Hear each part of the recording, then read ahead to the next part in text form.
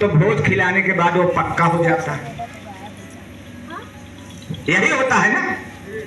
तो बताइए, इतना हम लोग अपने दिमाग से पैदल हैं कि मेरी माँ मरी, जीते जी हमने वो, अगर उसको बीमारी थी तब भी वो हमको गले से लगा करके बेटा चुप हो जा चुप जा, अगर मेरी माँ प्रेम से कहती थी कि बेटो है, सपनों में बात ही बात में हमको खुशी खुशी सुला देती थी, हमको एहसास नहीं होता। बहन जी आप बात कर रही हो, अब मेरी बात नहीं सुन रही, समझ नहीं पाओगे, सुना देती थी।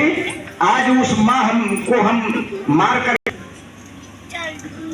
कहां तक ये दिमाग से सोचिए कि माँ मेरी मरी, हम ही हत्या का आरोपी बने और हम ही सारे लोगों को पूरी पकवान बना करके रो रो करके खिलाएं।